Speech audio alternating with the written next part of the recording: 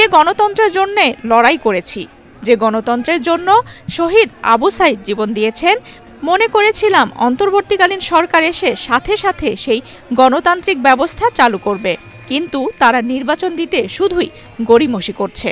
এমনটাই মন্তব্য করেছেন বিএনপির স্থায়ী কমিটির সদস্য মেজর হাফিজ উদ্দিন আহমেদ। ২৭ জুলাই রোববার দুপুরে ভোলার তজুমউদ্দিনে উপজেলা বিএনপির ত্রিবার্ষিক সম্মেলনে প্রধান অতিথির বক্তব্যে তিনি এসব কথা বলেন। এনসিপি প্রসঙ্গ তুলে হাফিজউদ্দিন বলেন, ছাত্ররা অনেক সংগ্রাম করেছে, কিন্তু দ্রুত তারা আত্মসমর্পণ করেছে দুর্নীতির কাছে। চাই এনসিপি দলটা উঠুক। নাবালকত্ব কাটিয়ে সাবালক হয়ে হয়তো এনসিপি একসময় সরকার গঠনও করতে পারে। তবে আগেই বিএনপির সিনিয়র নেতাদের গালাগালি শুরু করেছে তারা।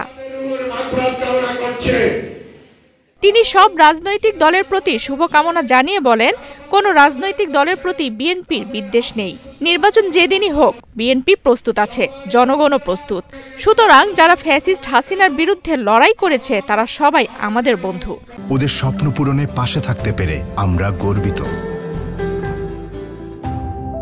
যে গণতন্ত্রের জন্য শহীদ আবু সাইদ জীবন দিয়েছে, এ তত্ত্বাবধায়ক সরকার এসে ইন্টারিম গভর্নমেন্ট এসে বোধহয় সাথে সাথে গণতান্ত্রিক ব্যবস্থা চালু করবে, কিন্তু তারা নির্বাচন দিতে খালি গড়িমসি করে। এক ধরনের দল আছে বাংলাদেশে 35টা রাজনৈতিক দল, অনেকগুলার মানে হুন্ডা পার্টি, হাজব্যান্ড আর ওয়াইফ আছে, আর কেউ নেই। দুই একটা আছে সিএনজি পার্টি, 3 জন বসতে পারে, হাজব্যান্ড ওয়াইফ আর পোলা একটা আছে। এই 3 জনে মিলে তাদের দল। এরা এসে খালি ভাষণ দেয়, সংস্কারের কথা বলে, এইটা বলে ওইটা বলে। এই সংঘাত কমিটিতে আমি একজন নেতাকে জানি, আমাদের দল ভুক্ত আর কি, বিয়ে দিয়ে দেয়, সে তার ওয়াইফকে নিয়ে আসে, দলে আর কোনো লোক নাই। কিন্তু যাই হোক, এখন ভালো, তারা তো অন্তত সৎ পথে আছে। এরা নানা রকমের বুদ্ধি দেয়। এটা দেখে যারা উপদেষ্টা হয়েছে তারা কিছু কিছু মনে করেন উপদেষ্টা তো অনেক আরাম, ইলেকট্রিসিটি ফ্রি, সব কিছু ফ্রি, গাড়ি নিয়ে আসে, এ নিয়ে আসে, টাকা পয়সা বানাইতে চাইলে সেখানেও সুযোগ আছে। ছাত্র 2টাকে বানাইছে, তাদের সম্বন্ধে এরা অনেক সংগ্রাম করেছে, কিন্তু তাদেরও দ্রুত তারা আত্মসমর্পণ করেছে দুর্নীতির কাছে। এরা তো আমাদের নাতির বয়সী।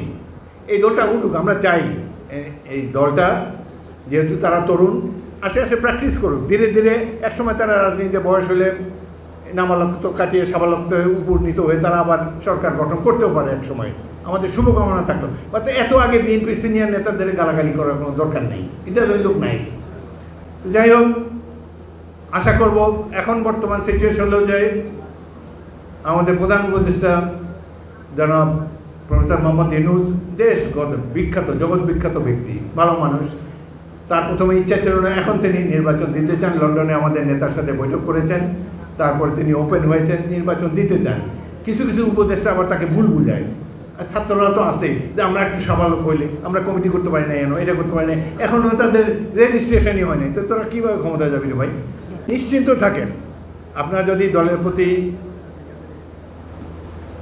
অনুরক্ত থাকেন, আপনারা যদি ঐক্যবদ্ধ থাকেন, ইনশাআল্লাহ বিএনপি রাষ্ট্র ক্ষমতায় যাবে এবং জিয়াউর রহমানের স্বপ্নকে স্বাধীন বাংলাদেশ, গণতান্ত্রিক বাংলাদেশ নির্মাণের জন্য আমরা সর্বশক্তি নিয়োগ করব।